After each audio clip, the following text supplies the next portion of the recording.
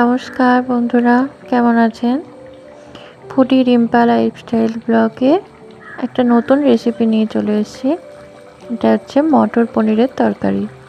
আর এর জন্য কড়াইয়ে অল্প একটু তেল নিয়েছি, আর এদিকে কলাই আর আলুটা সেদ্ধ করে নিয়েছি প্রেসারেতে।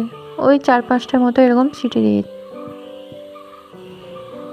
আর এইদিকে আমি পনিরগুলো ভেজে নিয়েছিলাম। আর এই পনিরগুলো কিন্তু আমি বাড়িতেই বানিয়েছি।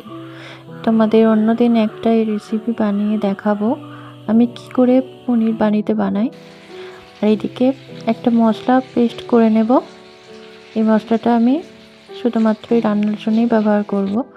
এর জন্য এখানে নিয়েছি টমেটো, পেঁয়াজ, রসুন 4 কোয়া মতো আর শুকনো লঙ্কা। এগুলো আমি অল্প তেলে ভেজে নিয়েছিলাম। তারপর এটা পেস্ট বানিয়ে নেব ভালো করে। এই যে দেখো, পেস্ট বানানো হয়ে গেছে। এই যে কড়াতে আমি তেল দিয়ে আর একটু কাশ্মীরি লঙ্কার গুঁড়ো দিয়েছিলাম যাতে কালারটা হয়।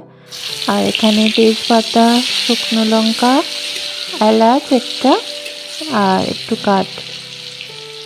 গরম মশলা দিয়ে তারপর টমেটো দিয়েছিলাম, দিয়ে এটাকে একটু ভেজে নিয়েছিলাম।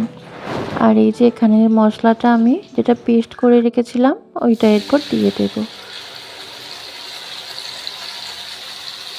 তারপর একটু ওইটা জল পাইল করে দিয়ে দেব যাতে মশলাটা একটু ভালো করে ভাজা যায়, ফোটানো হয় একটু ভালো করে।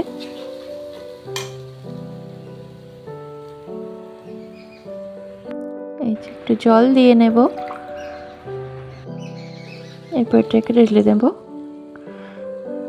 তারপর এটাকে ভালো করে কষিয়ে নেব যতক্ষণ না তেলটা ছেড়ে আসছে। তোমাদের বলে রাখি, এটা আমি ভেজে মশলাটা ব্যবহার করেছি। তোমরা এমনি যেমন মশলা কষে রান্না করো সেরকমও করতে পারো, কিন্তু এটা করলে একটু অন্যরকম টেস্ট হয়। আর এটাতে আমি কিন্তু অন্য কিছু মশলা অ্যাড করিনি, শুধু 1 চামচ হলুদ, 2 চামচ মতো নুন আর 1 চামচ চিনি দিয়েছিলাম। আর এই যে এটা কলাইটা আলুটা আমি সেদ্ধ করে নিয়েছিলাম। দেখো মশলাটা তেল ছেড়ে এসছে আর কালারটাও কত সুন্দর হয়েছে।